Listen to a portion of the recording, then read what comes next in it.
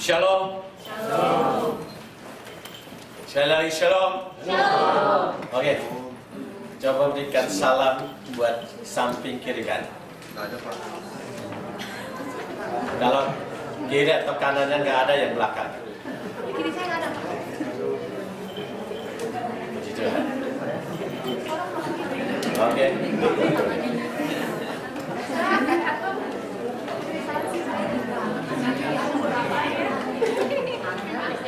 Gitu. Ya, supaya kita tidak tegang, gitu ya. Sekali lagi shalom. Ada sukacita. Amin. Kalau amin, mari kita masuk di dalam kebenaran firman Tuhan. Kita buka 2 Raja-Raja pasal yang kelima. 2 Raja-Raja pasal yang kelima ayat yang ke-6 sampai dengan ayat yang ke-12.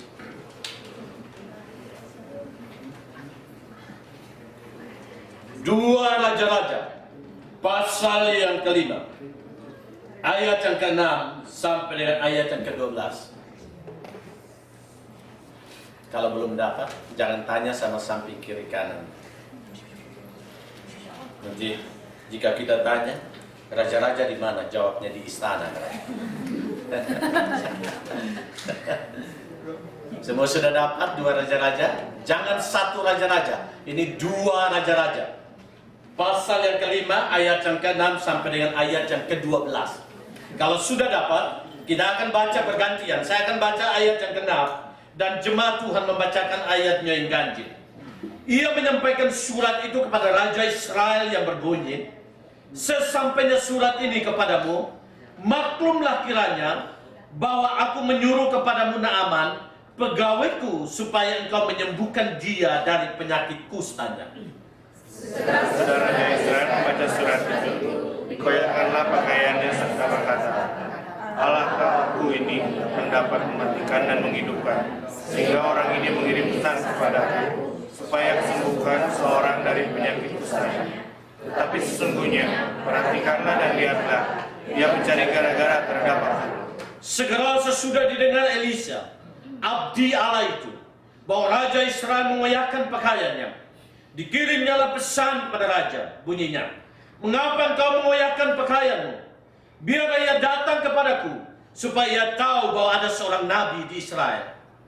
Kemudian datanglah Naaman dengan kudanya dan keretanya, lalu berhenti di depan pintu rumah Elisa. Elisa menyuruh seorang suruhan kepadanya mengatakan, pergilah mandi 7 kali dalam sungai Yordan, maka tubuhmu akan pulih kembali, sehingga engkau menjadi tahir.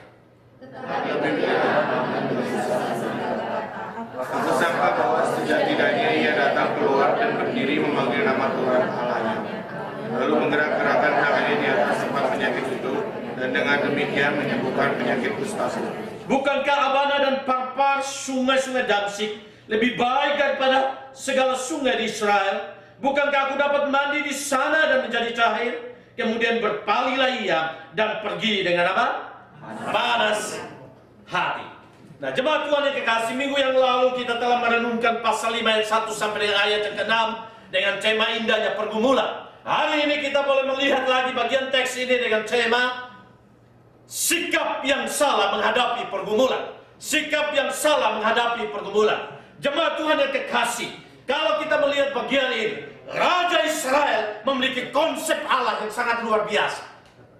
Mengapa saya katakan bahwa Raja Israel memiliki konsep Allah yang begitu luar biasa? Karena ketika surat daripada Raja Aram, Raja Ben-Hadad II, dia mengirimkan suratnya kepada Raja Israel, adalah raja pada saat itu adalah Raja Yoram. Dan surat itu ketika diterima oleh Raja Yoram, Raja Yoram mengoyakkan pakaiannya, jubahnya, dan dia berkata, apakah aku Allah yang bisa mematikan dan menghidupkan? Kata ini adalah kalimat ini adalah kalimat yang luar biasa. Kalimat ini mau menunjukkan bahwa Raja Yoram memiliki konsep tentang Allah Yahweh begitu luar biasa. Di mana Allah Yahweh adalah Allah yang menghidupkan, tapi Allah Yahweh juga adalah Allah yang mematikan. Artinya dia mengakui bahwa seluruh kehidupan manusia ada di dalam kedaulatan Tuhan.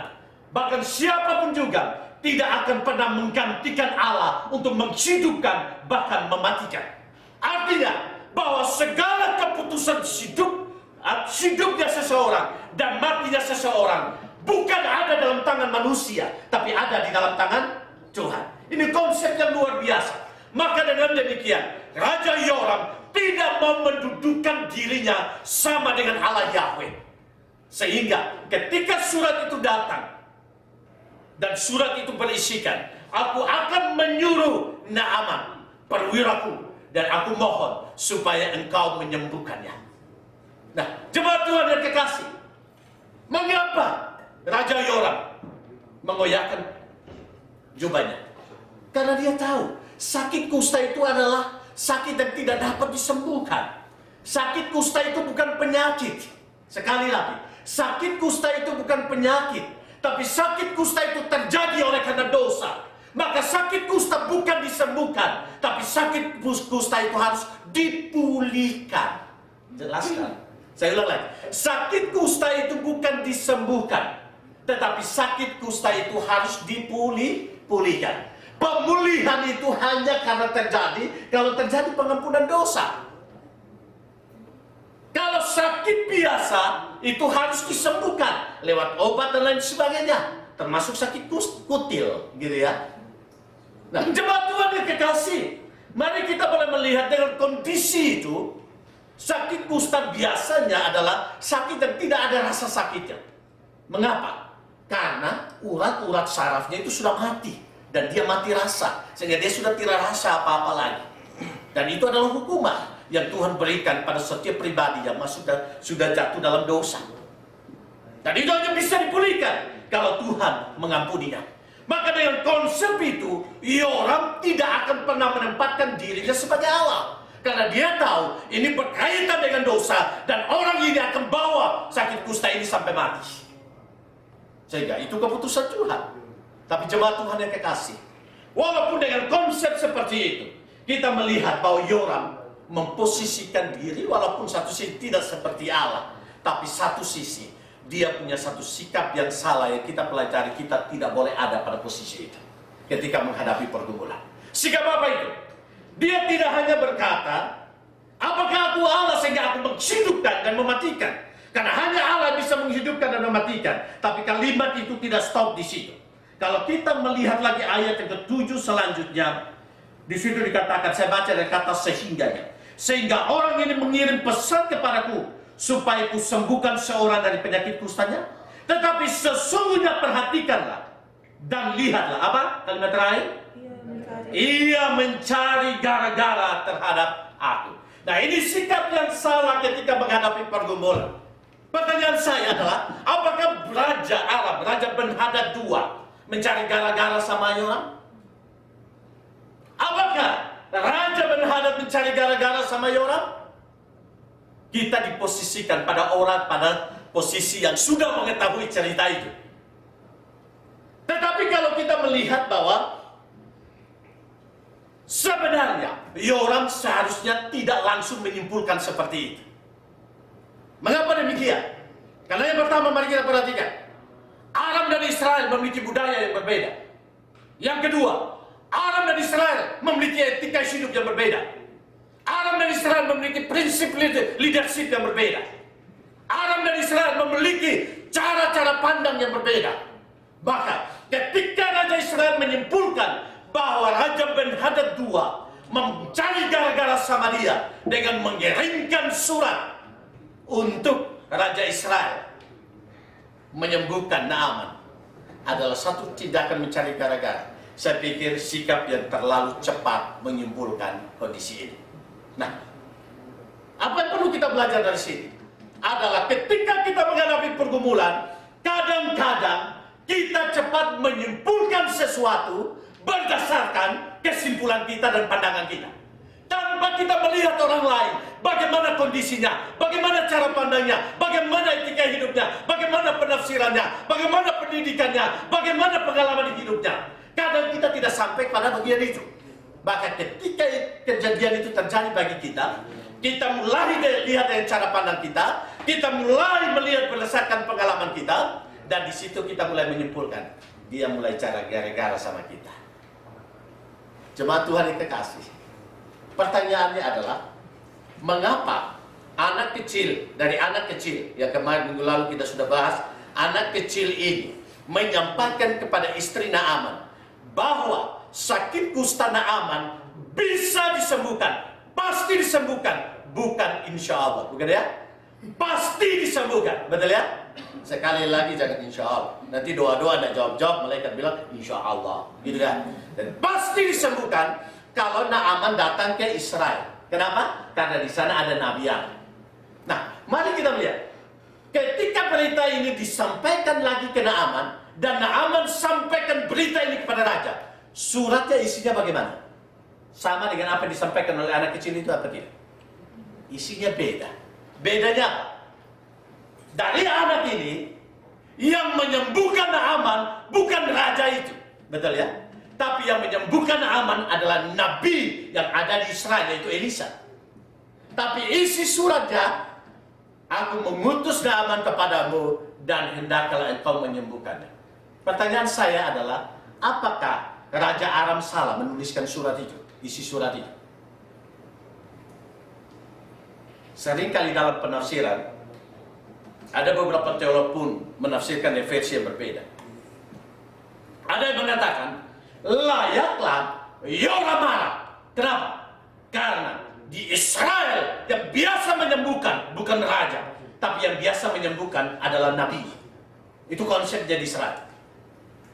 Tapi kalau Raja Ben-Hadad ini mengirim surat supaya Raja Israel menyembuhkan, itu konsep yang salah. Maka layaklah Yoram marah. Tapi mari kita boleh melihat, apakah Raja Ben-Hadad mengirim surat itu berdasarkan konsep Israel atau berdasarkan konsep Aram? Itu harus dimengerti. Bagi konsep Aram, raja itu nomor satu. Semua, termasuk nabiannya dan lain sebagainya, dukun-dukunnya, orang-orang pintarnya, semua ada di bawah raja. Maka apa titah raja, semuanya ikut. Betul ya? Dengan konsep ini, kita melihat dia tidak tulis surat langsung ke Elisa, tapi dia tulis surat langsung kepada Raja Israel. Karena dia tahu dengan konsep Aram bahwa raja punya otoritas, raja punya kuasa, raja punya titah, maka apapun yang dikatakan oleh raja semuanya ikut. Dengan konsep ini dia percaya bahwa nabi di Israel ada di bawah otoritas raja. Maka kalau raja memberikan persetujuan, pasti nabi akan taat untuk ikut. Tapi bagaimana dengan konsep Israel? No, posisi nabi bukan ada di atas Israel, bukan posisi nabi bukan ada di bawah raja. Tapi di Israel, nabi terpisah daripada raja. Bahkan kita melihat, nabi posisinya lebih tinggi daripada raja. Kenapa? Karena istilah nabi itu artinya pelihat. Pelihat itu dia lebih dekat sama Tuhan, dan dia adalah suara Tuhan untuk menyampaikan teguran kepada raja, menyampaikan teguran kepada imam, menyampaikan teguran kepada orang-orang Israel pada saat itu. Maka dengan demikian mari kita boleh melihat posisi nabi pada zaman Israel itu lebih tinggi daripada raja. Tetapi surat yang dikirim bukan berdasarkan konsep Israel, itu berdasarkan konsep Raja Aram sendiri atau situasi Aram sendiri. Nah, di sini kita melihat bahwa Raja Israel menanggapi surat ini dengan konsep dia, Israel, dan akhirnya dia menyimpulkan itu bahwa Raja Yoram sedang cari gara-gara sama dia. Padahal di sini ada miss tentang leadership dari Yoram, dari Raja Aram, dan juga leadership di dalam konsep Israel. Maka di sini seharusnya kalau Raja Israel memiliki wawasan yang luas, dia tidak langsung menyimpulkan demikian, tetapi dia pasti menyelidiki mengapa surat ini harus isinya seperti itu. Pertanyaan saya, mengapa Yoram cepat marah? Tidak hanya dia tidak mengerti leadership di dalam konsep Raja Ben-Hadad, Raja Aram, tetapi selanjutnya dia kembali kepada pengalamannya. Kenapa? Karena dalam waktu yang dekat, Israel sudah ditaklukkan oleh Raja Aram. Artinya bahwa dia berpikir, karena kami sudah ditaklukkan, Ben-Hadad sedang sewenang-wenang atas saya, dia mau cari masalah lagi buat saya.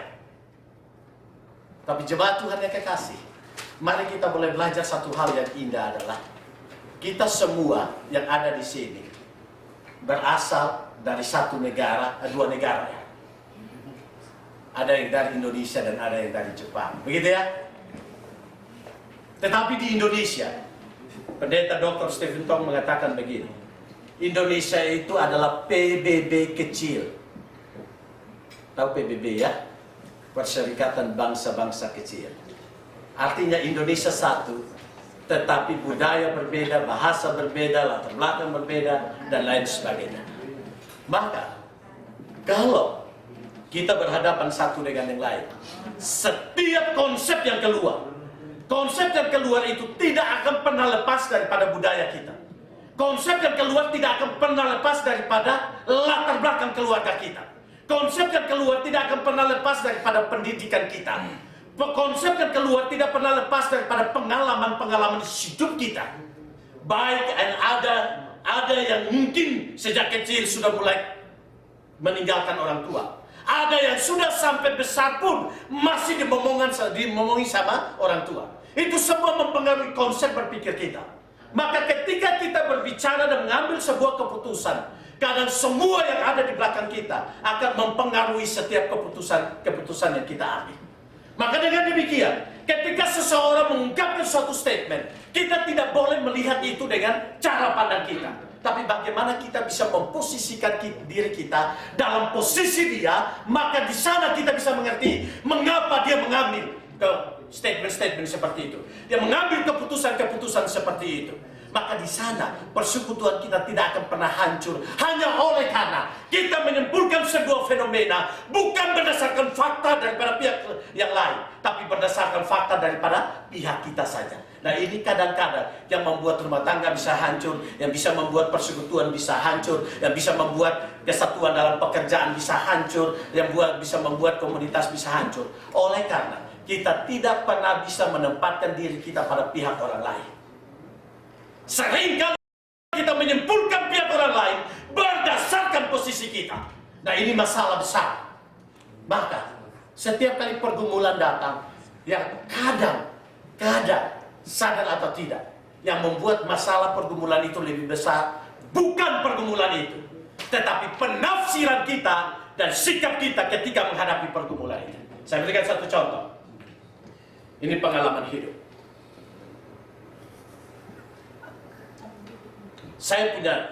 Waktu saya masih studi, saya punya 3 teman akrab. Satu kali, teman akrab saya satu ini sakit di kampus.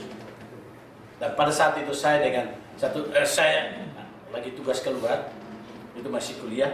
Saya pelayanan ke daerah Nangapino. Waktu itu saya masih di Pontianak. Nah, kemudian teman saya yang sakit ini, dia menelpon teman saya yang sedang ada di luar, di Pasar Anjungan. Dari kampus ke Pasar Anjungan tidak terlalu jauh. Dia telepon pertama, kemudian teman saya ini angkat, "Halo, kamu cepat dong, bawa saya ke rumah sakit. Dan kalau boleh, kalau ada uangnya, tolong kamu nanti bayarin saya rumah sakit ya."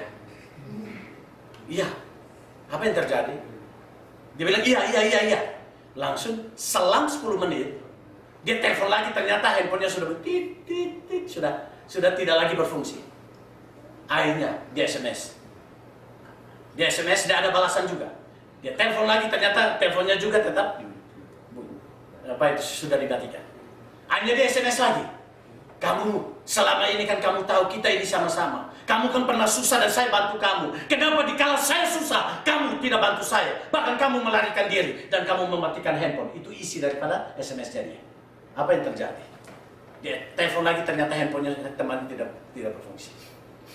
Selang 30 menit, dia telepon lagi, ternyata handphonenya nyambung. Kemudian dia marah sama temannya. "Kenapa saya sakit, kamu tidak peduli saya? Kenapa saya sakit? Ketika saya membutuhkan bantuan kamu mematikan handphone kamu dan kamu tidak peduli dengan saya." Kemudian temannya bilang, "Teman, sabar dulu, dengar dulu. Ketika kamu menelpon saya dan saya harus mengantar kamu ke rumah sakit dan harus membayar uang rumah sakit kamu, saya juga pasti tidak punya uang. Tapi saya cepat berpikir bahwa handphone saya ini kalau dijual, maka pasti harganya mencukupi. Akhirnya saya pergi ke tempat jual handphone, dan di sana dia Dia jual handphone itu, kemudian ketika temannya lagi SMS atau telepon, ternyata handphone itu sedang dibuka untuk diambil SIM card.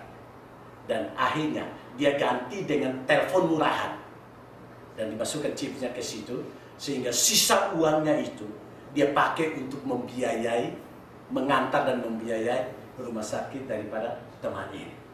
Ketika temannya mendengar seperti itu, akhirnya dia menangis. Yang tadinya menghakimi, akhirnya dia menangis. Oleh karena apa? Dia hanya melihat dari posisi dia. Dia tidak melihat temannya sedang setengah mati, sedang menjual handphonenya, sedang berusaha bagaimana supaya ada sisa uang untuk bisa menolong dia. Jemaat Tuhan yang kekasih, seringkali kita cepat menghakimi hanya oleh karena kita melihat dari posisi kita. Tapi kadang kita tidak melihat posisi orang lain itu sedang seperti apa. Jemaat Tuhan yang kekasih, inilah posisi Raja Yoram, inilah posisi Raja Ben-Hadad. Beda budaya, beda cara pandang. Tapi kadang-kadang kita cepat sekali seperti Raja Israel menyimpulkan tentang kondisi itu. Dia mau cari-cari gara-gara sama kita. Saya rindukan persekutuan kita tidak hancur. Saya rindukan kita tetap satu di dalam Tuhan. Saya rindukan rumah tangga kita terus maju. Saya rindukan supaya kesatuan kita di tengah-tengah pekerjaan pun kita terus menjadi berkat di sana. Oleh karena kita tidak hanya berpikir dari pihak kita, kita tidak hanya berpikir dari sisi kita, tapi bagaimana kita bisa menempatkan diri kita, boleh melihat daripada cara pandang orang lain, menempatkan diri pada orang lain, sehingga dengan demikian kita bisa mengerti orang lain. Dan ketika kita bisa mengerti orang lain, di sanalah kita bisa menjadi berkat. Pertanyaan saya adalah, mengapa Yesus harus turun ke dalam dunia? Yesus kan Maha tahu. Yesus tahu kondisi manusia. Yesus tahu kondisi kita. Tapi satu sisi yang indah adalah Yesus tidak hanya duduk di sana, di surga sana dengan kemuliaannya. Kemudian dia lihat kita, kasihannya manusia ya, kasihannya manusia ya. Tidak. Tapi apa yang terjadi? Dia datang. Dan dia bukan datang sebagai Allah dengan segala kemuliaannya, tapi dia datang sebagai manusia. Mengapa dia datang sebagai manusia? Dia mau memposisikan dirinya sebagai manusia. Amin itu. Maka ketika dia memposisikan diri sebagai manusia, dia tidak hanya tahu bagaimana manusia, tapi dia merasakan bagaimana manusia. Dia merasakan bagaimana kondisi manusia. Dan dia mengalami penderitaan manusia. Ketika dia mengalami penderitaan manusia, dan dia mengalami kematian sebagaimana manusia, baru di sana kita boleh sungguh lagi mengerti pergumulan apapun tidak akan pernah melampaui batas kita, karena pergumulan dan pencobaan itu sudah dialami Tuhan Yesusku. Dan dia bukan kalah oleh karena pergumulan, tetapi dia menang terhadap pergumulan dan cobaan itu. Mengapa demikian? Karena dia memposisikan dirinya sama seperti kita. Jemaat Tuhan yang kekasih, mari dalam poin ini kita boleh belajar satu hal. Saya tidak boleh berpikir tentang sesama saya dengan sistem cara berpikir saya saja. Tapi bagaimana saya harus memposisikan diri saya di tengah-tengah dia. Baru di situ saya mengerti kira-kira gimana kondisinya dia. Jemaat Tuhan yang kekasih, maka saya percaya pergumulan tidak akan pernah menjadi berat kalau kita melihat pergumulan itu dari sisi yang berbeda. Amin ya. Pergumulan tidak akan menjadi sesuatu yang berat bagi kita kalau kita bisa melihat itu dari sisi yang berbeda, bukan hanya dari kita. Saya mau katakan buat kita, kadang-kadang kita tidak menyimpulkan fakta, tapi kadang-kadang kita menyimpulkan fenomena. Saya ulangi kalimat ini. Kadang-kadang ketika kita menghadapi pergumulan, kadang kita tidak menyimpulkan fakta, tapi kadang kita menyimpulkan fenomena. Fenomena luar yang kita lihat, setelah itu kita simpulkan bahwa itulah sebuah kebenaran. Padahal belum tentu seperti itu. Maka kadang-kadang kita sakit hati bukan karena orang lain, tapi karena kesimpulan kita sendiri di dalam menghadapi pergumulan itu. Ingat, asumsi memiliki pengaruh yang sangat besar.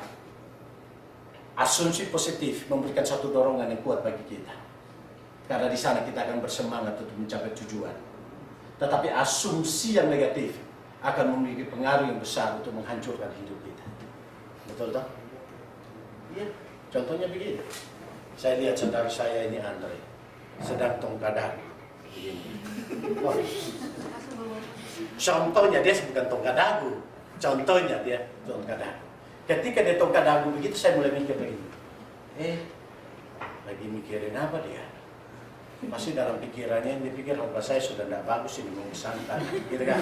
Tidak seperti itu. Contoh saja, tatoe pak, gitu ya? Contoh saja. Nah, akhirnya apa? Ya, wah, bisa saja ya. Kalau sudah membosankan begini, nanti bisa saja. Nanti minggu depan dia tidak bisa datang lagi. Contoh saja. Oh, kalau dia minggu depan tidak bisa datang, bisa saja dia kontak sama Bung Alvin ini. Bung Alvin tidak usah datang. Oh, tidak bagus sopannya. Aduh, ya apa itu? Ibadahnya nggak ngangkat. Ya udah angkat sendiri. Ibadahnya nggak ngalir. Ya udah ngalir sendiri. Iya, ambil air di baskom ngalir. Gitu ya. Gitu. Penyembahannya nggak ngangkat. Ya udah angkat kursi. Iya.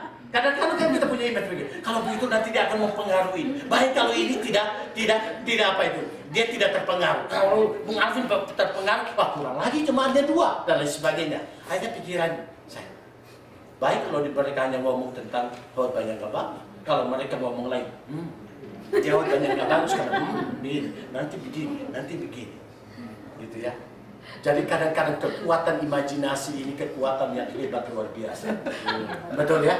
Maka rasio bisa menjadi liar kalau tidak tunduk kepada firman Tuhan. Rasio menjadi liar kalau tidak tunduk kepada Roh Kudus. Maka definisi iman yang diangkat oleh Pendeta Stephen Tong saya setuju. Apa itu iman? Iman adalah ketundukan rasio di bawah kebenaran firman Tuhan. Karena kalau firman Tuhan tidak mengontrol rasio, rasio akan menjadi liar. Dan rasio sendiri akan menghancurkan kita dan tidak akan pernah memberikan daya hidup buat kita. Contohnya saja kita duduk begini, kita mulai mikir, aduh bagaimana dengan masa depan saya ya? Aduh kerjaan begini, visa sudah tinggal 1 minggu. Ya, saya nggak nyinggung karena dia sudah bersaksi, gitu kan? Bagaimana ini? Beliau kalau ketika setiap hari Minggu saya datang ketemu sama dia, bagaimana? Bagaimana saudaraku? Wah, berdoa saja lah Pak, katanya.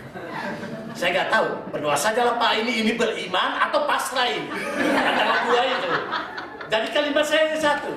Bagi Allah tidak ada yang mustahil, betul? Saya bilang begitu. Setia sama Tuhan, bertelut sama Tuhan, kita berdoa saja. Tapi dia berdoa saja lah Pak. Adalah udah ini, repot ini. Nah, bisa saja kita mulai mikir. Tinggal 1 bulan. Apa yang kulakukan? Tadi dia bilang sudah melari. Wah, sudah lari, saya mau tahan pakai rantai ini. Harus tahan. Karena imajinasi kita sudah mulai kemana-mana dan lain sebagainya.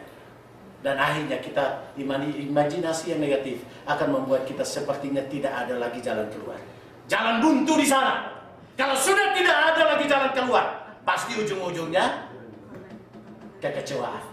Ujung-ujungnya putus asa. Ujung-ujungnya tawar hati. Ujung-ujungnya main ayunan di atas loteng rumah dengan tali diikat di leher. Kenapa? Padahal sebenarnya masalah itu kecil. Yang membuat masalah itu besar karena imajinasi kita diberikan liar. Tidak dikontrol sama firman Tuhan. Sehingga akhirnya kita tidak berpikir mengapa itu terjadi dari pihak sana. Itu masalahnya. Tapi kita mulai mengira-ngira dengan cara ngira-ngiranya kita. Dan ketika kita mulai ngira-ngira, kita berpikir itulah sebuah kebenaran. Dan kita jadikan itu menjadi sesuatu paten di dalam diri kita. Ini masalah besar yang sering kali terjadi. Kadang-kadang orang sudah pacaran, I love you, you love me, kita dua belaf. Tapi tiba-tiba putus. Kenapa? Hanya karena imajinasi, apalagi jarak jauh. Cinta mahal di ongkos. Ya? Jarak jauh. Betul ya? Tiba-tiba tetangga bilang apa? Lu tahu nggak? Dia lagi jalan sama yang itu. Ada satu kejadian. Ada seseorang yang ada di Jepang, pacarnya di Indonesia. Kemudian rasa-rasa dengan Anda kan? Ya, kemudian dia dapat info dari Indonesia. Oh tadi loh, saya lihat pacarmu sedang bonceng seorang cewek. Iya, dari Bandung ke Pasar Senen katanya. Langsung cepat-cepat di telepon. Nah angkat lagi pacar pacarnya di telepon angkat. Besoknya malamnya kok bisa tidur, besoknya di telepon. Kamu, kenapa kamu pergi berduaan ya? Kamu gak setia sama saya ya? Kamu mulai menserong ya? Kemudian bilang, kamu dapat kabar dari mana? Lu mau mulai bohong sama saya? Kita kan sudah berjanji sehidup semati. Tunggu sampai saya pulang. Nah begitu ya. Tapi apa yang terjadi? Pacarnya dia bilang apa? Tunggu dulu. Kenapa kau marah-marah? Kamu gak setia sih? Iya, betul. Kemarin itu saya bonceng seorang cewek. Nih itu kan? Kamu baru ngaku kan? Kalau saya nggak ngomong kamu nggak ngaku kan? Iya, tapi itu nenek saya. Kadang-kadang isu-isu seperti ini, kalau kita percaya saja, kadang-kadang kita mulai taruh di sini. Malam nggak bisa tidur, mikir, aduh dia bonceng siapa ya? Kira-kira apa itu jarak antara dia duduk dengan dia duduk itu, dan di belakang itu kira-kira berapa senti ya? Kira-kira ada sentuhan-sentuhan genit apa tidak ya? Aduh bagaimana ya? Pergi kemana ya? Di atrium di mana ya? Mana-mana ya? Nggak tidur-tidurlah kau. Kenapa? Itu imajinasi bukan? Maka asumsi yang tidak benar. Kadang powernya lebih kencang daripada asumsi yang positif. Betul. Maka kita harus hati-hati dengan itu. Kadang persekutuan itu kita bangun dengan susah payah, tapi bisa hancur dalam sedetik hanya karena asumsi negatif. Pelayanan kita bangun dengan susah payah, tapi pelayanan itu bisa hancur dalam 1 menit atau 1 detik hanya karena asumsi yang negatif. Rumah tangga dibangun begitu susahnya luar biasa, tetapi bisa dihancurkan dalam 1 hari hanya oleh karena asumsi yang negatif. Kita membangun sebuah usaha dengan susah payah luar biasa, tapi usaha itu bisa hancur hanya 1 hari hanya karena asumsi-asumsi yang negatif. Oleh karena seringkali kita berpikir hanya dari pihak kita dan kita tidak pernah menempatkan posisi kita pada pihak orang lain. Maka yang memperberat pergumulan bukan orang lain, bukan pergumulan itu, tapi seringkali asumsi kita sendiri yang membuat akhirnya pergumulan itu menjadi berat. Ini poin yang pertama. Poin yang kedua yang kita lihat di sini, sikap yang salah ketika menghadapi pergumulan. Ini tidak hanya menjadi pergumulan bagi Raja Yoram, Raja Israel pada saat itu, tapi ini juga menjadi pergumulan daripada seorang Naaman. Kita melihat ayat yang ke-11. Ayat yang ke-10 dan ayat yang ke-11. Mari kita baca sama-sama. 1, 2, 3. Elisa menyuruh seorang suruhan kepadanya mengatakan, pergilah mandi 7 kali dalam sungai Yordan, maka tubuhmu akan pulih kembali sehingga engkau menjadi tahir. Tetapi pergilah Naaman dengan gusar sambil berkata, aku sangka bahwa setidak-tidaknya ia datang keluar dan berdiri memanggil nama Tuhan Allahnya, lalu menggerak-gerakkan tangannya di atas tempat penyakit itu, dan dengan demikian menyembuhkan penyakit kusta. Nah, di sini kita boleh melihat hal yang kedua yang dialami oleh Naaman. Naaman datang bukan untuk mengerti bagaimana konsep penyembuhan yang terjadi di Israel, tapi dia datang dengan konsep penyembuhan dalam konsep wilayah Aram. Dan ketika dia datang, diminta oleh Elisa untuk datang ke tempat Elisa. Pertanyaan saya, apakah Elisa datang untuk bertemu dengan dia? Jawabannya tidak. Elisa bilang apa? Elisa suruh apa itu? Asistennya, tolong bilang sama dia, pergi ke sungai Yordan, benamkan diri 7 kali, pasti dia sembuh. Apa jawabnya Naaman? Seharusnya sesuatu yang gampang, bukan? Pergi saja, benamkan, selesai. Tapi apa kata Naaman? Oh, kusangka. Nah, ini masalahnya. Ini mulai prasangka ini. Nah, kadang-kadang masalah pergumulan datang kita mulai dengan kusangka, prasangka. Nah, ini masalah. Prasangka, praduga. Ada KPK praduga tak bersalah. Kusangka dia keluar dari sana. Dan ketika dia datang dari sana, dia berdiri di depanku mengayuh-ayuhkan tanganku di atas penyakitku. Pertanyaan saya, apakah itu metode Israel atau metode Aram? Itu metode bangsa Aram. Biasanya sang tabib datang, menyentuh atau menggerakkan bagian tubuhnya di atas penyakit itu, kuasa itu mengalir kepada bagian penyakit itu, dan di sana kesembuhan terjadi. Itu konsep Raja Aram, konsep wilayah Aram. Tapi ketika dia bawa ke Israel, dia bawa konsep itu, dia mutlakkan konsep itu, dan ketika ditawarkan konsep yang baru, dia katakan itu tidak pakai, yang harus pakai ini. Maka di sana dibilang, kusangka dia datang.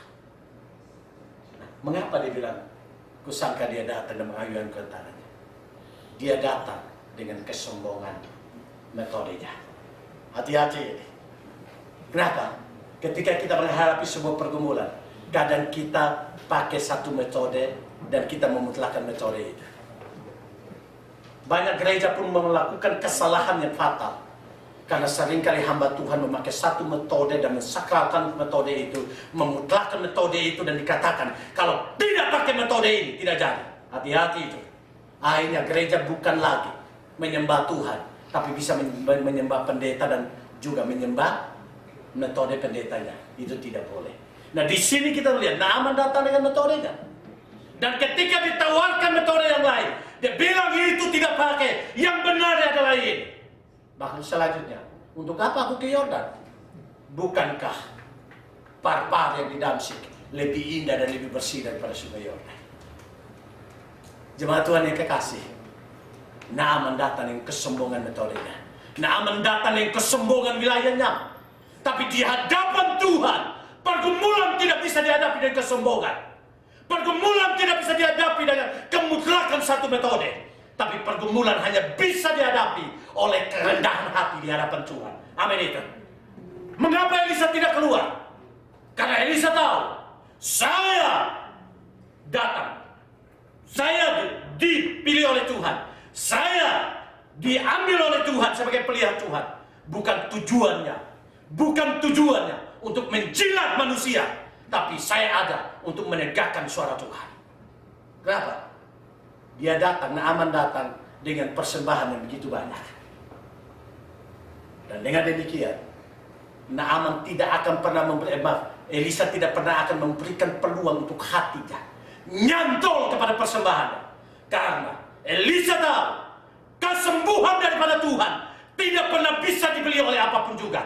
Metode Tuhan tidak dapat dimutlakkan oleh apapun juga. Dan Tuhan hanya mau satu hal, yaitu kerendahan hati.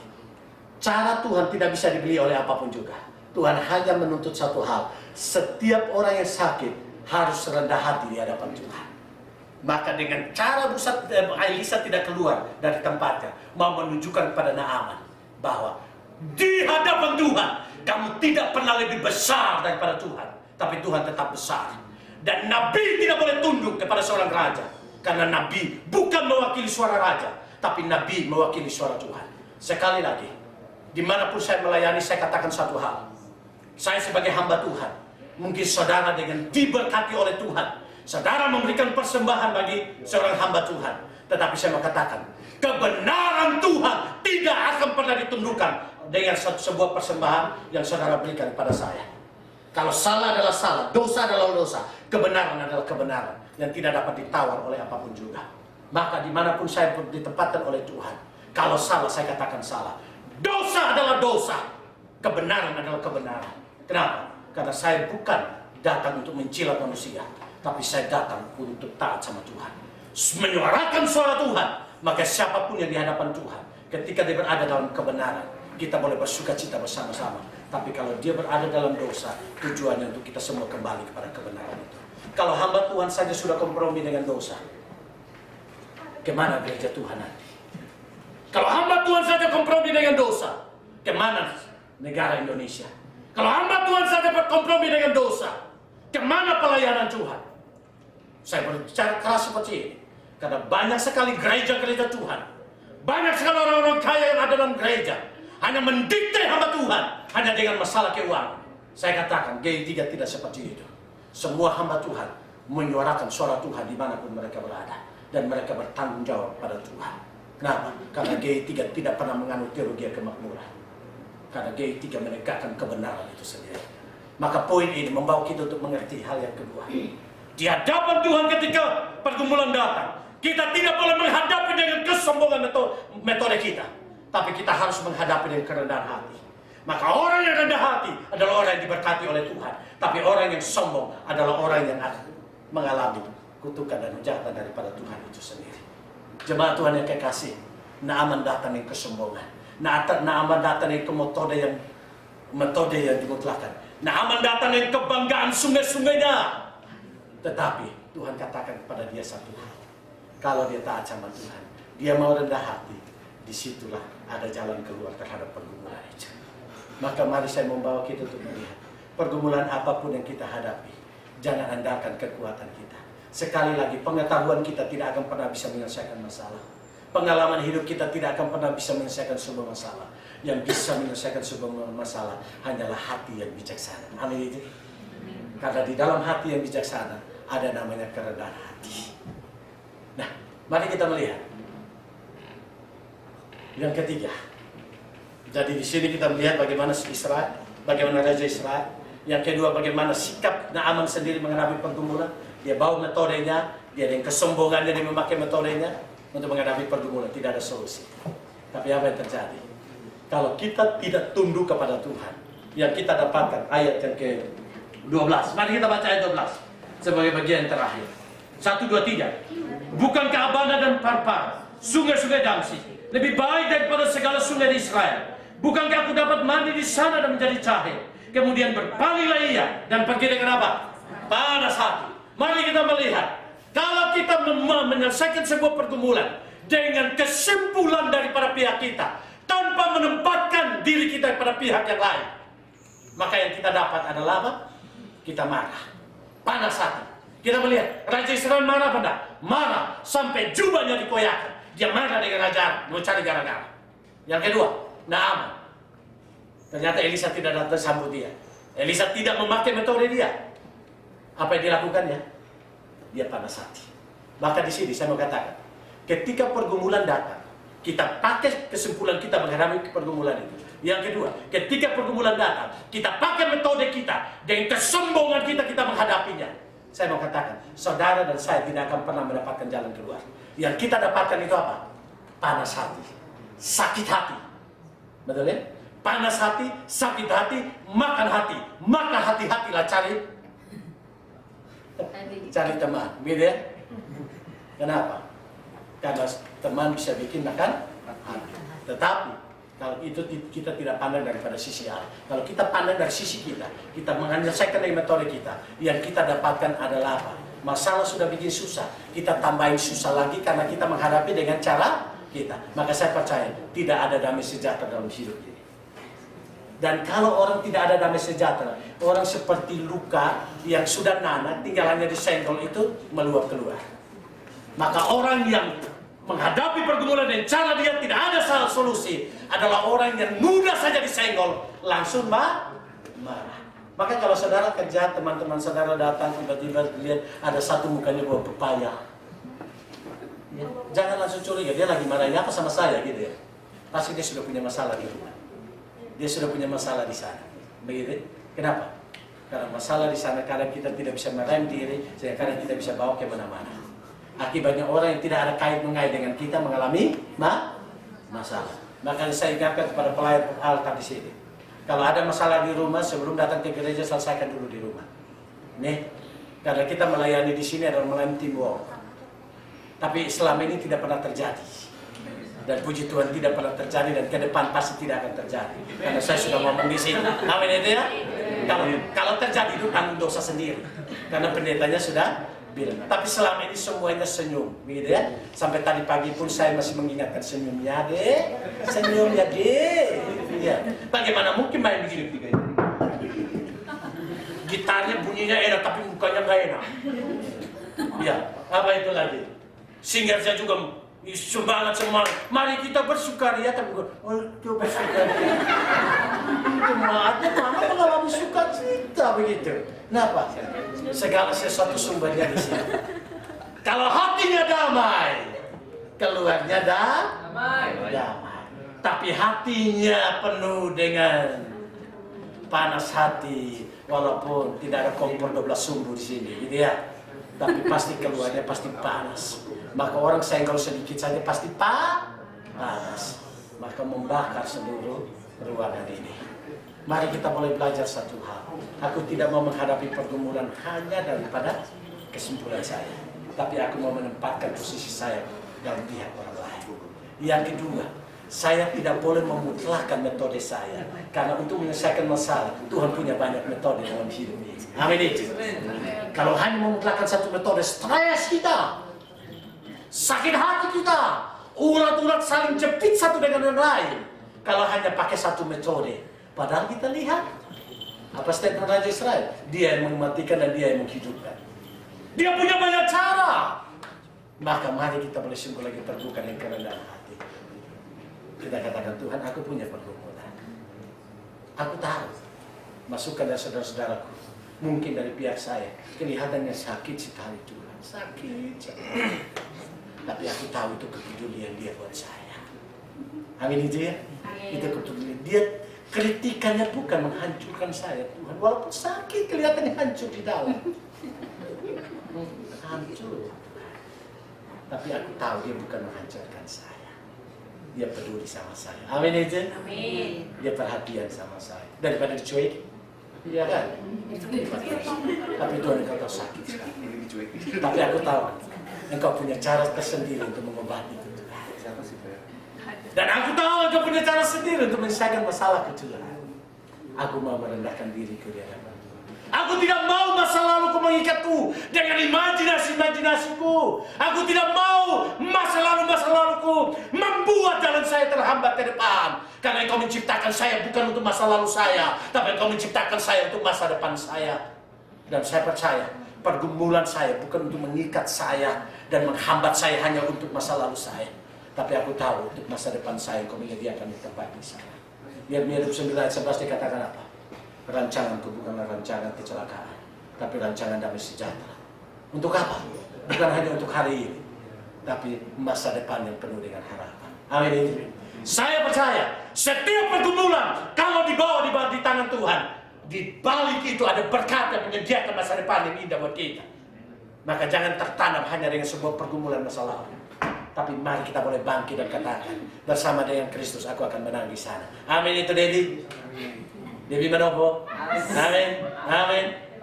Bersamamu Bapa, ku lewati semua.